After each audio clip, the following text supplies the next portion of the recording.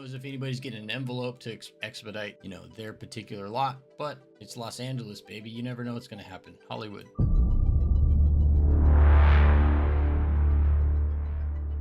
Hello and welcome to Raw Architecture. My name is Andrew Hernandez. I'm a California licensed architect, and today we're going to be going over the LA Fires Phase 2 debris removal cleanup by the Army Corps of Engineers.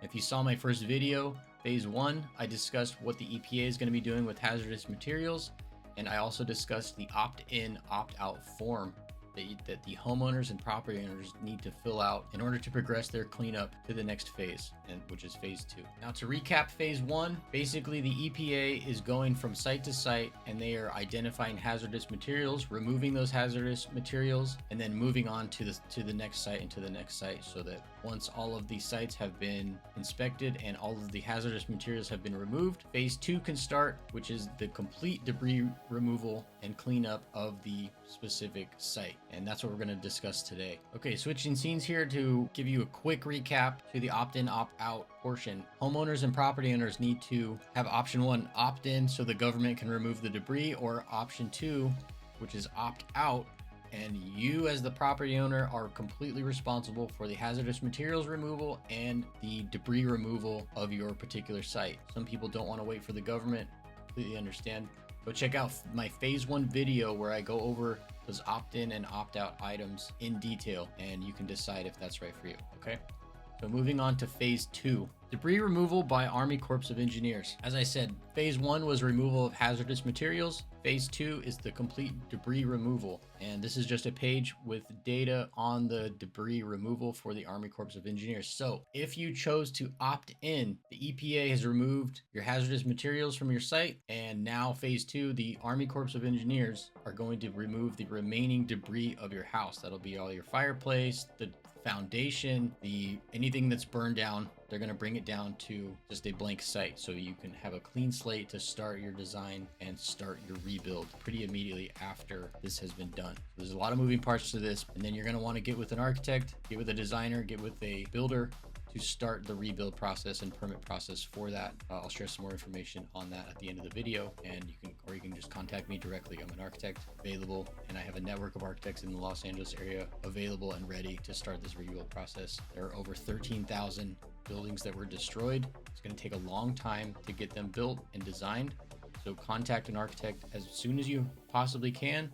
Most of it's covered by insurance, and we will get started on the rebuild process. Don't wait. Get an architect now before that it starts getting to a choke point. It's going to start getting there in about 2 weeks to March. It's going to get there very, very soon. So you want to get an architect locked in. It's going to take some time to get designed. Okay, so frequently asked questions for debris removal of Army Corps of Engineers. What is the role of the Army Corps of Engineers for the debris removal? They will be executing Phase 2 of the federally funded debris cleanup on behalf of FEMA. You have all these different entities. You have EPA, you got Army Corps of Engineers, you have FEMA. All of it's being paid for by the government, thankfully, unless you have insurance, and then the insurance company will reimburse them.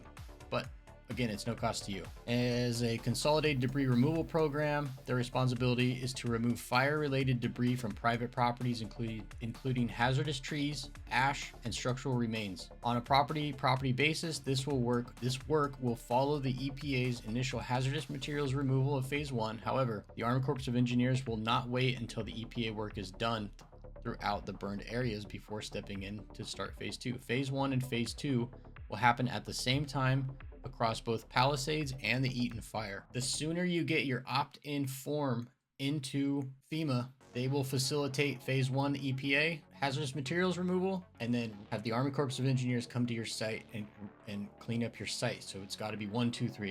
It's got to be sequenced. So opt-in, EPA, Army Corps of Engineers, and then you can start rebuilding. To simplify it, those are your steps that you need to take pretty immediately, and you have till March 31st to get that opt-in form to FEMA. Okay, I'm just gonna tackle a few of the main points here. What is Phase 2 of the cleanup?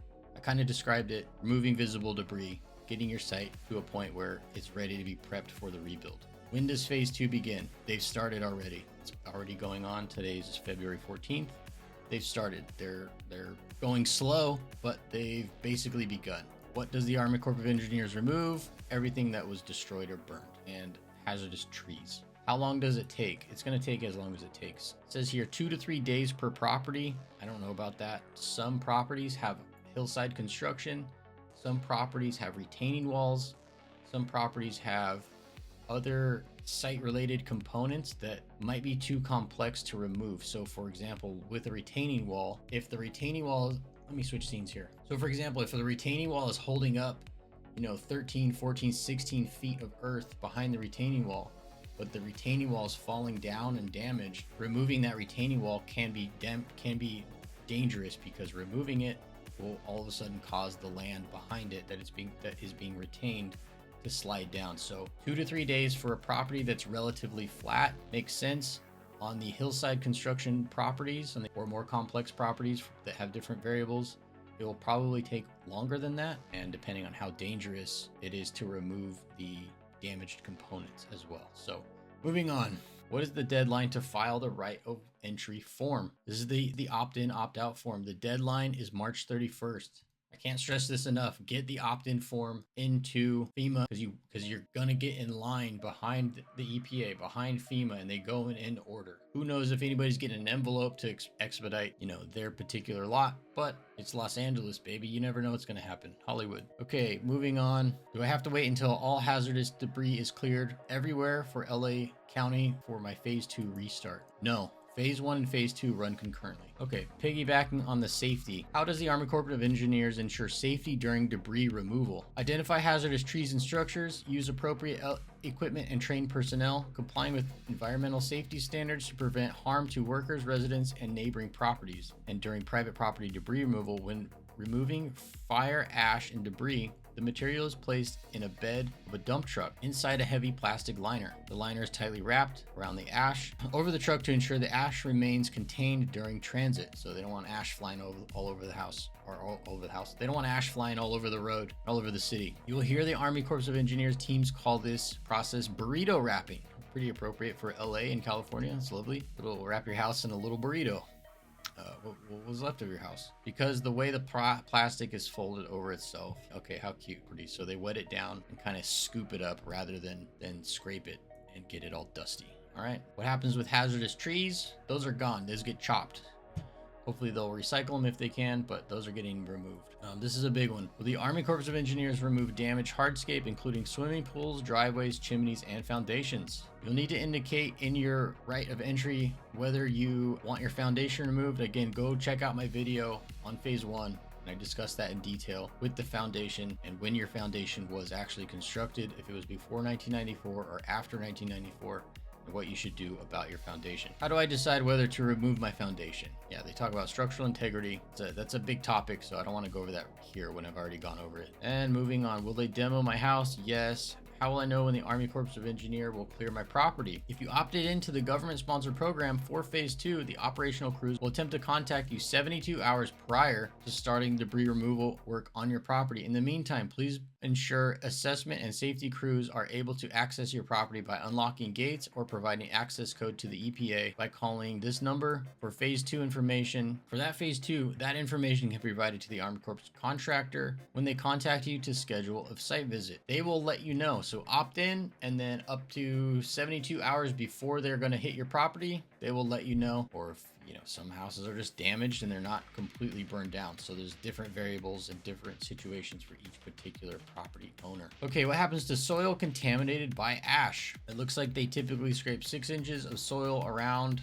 2 to 5 feet from the ash footprint. So they're going to remove as much ash as they possibly can. So depending on your particular property, just talk to your architect. They will go over the soil content with the soils report and the structural engineer to decide how to best design the foundation for your particular lot. Most lots probably be fine. If I have homeowners insurance, can I participate in the government sponsored program? Yes. Your insurance company is instructed to reimburse the government directly, so none of the money will go to you. It all is covered in the opt-in form. So go to that form and it will kind of describe what will be required of your insurance company. So everything's covered. You're not going to have to pay for this, whether you have insurance or you don't have insurance. Specified amount. If your homeowner's insurance policy contains a separate debris specific clause, the county will only seek the specific amount. No specific amount. If your homeowner's insurance does not have a separate debris clause and instead includes the cost of debris removal in the total coverage, the county will only collect insurance proceeds for debris removal after you've rebuilt your home. The county will not only collect the available insurance proceeds, if any, after the rebuild.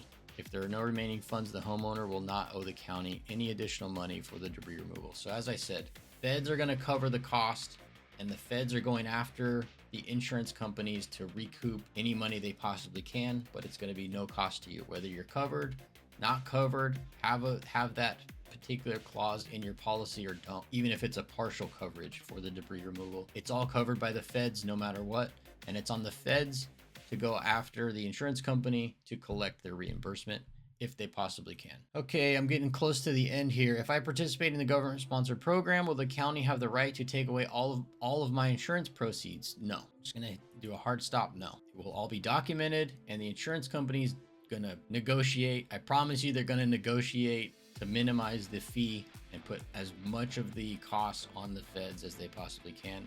So most of the money should go to you as the homeowner for the rebuild. Will vehicles on my private property be removed? I'm assuming yes. Will the pool be drained as a part of the government-sponsored program? The Army Corps of Engineers advise that pool water may be pumped out of the swimming pool for wetting debris, which is used for keeping dust down during the debris removal.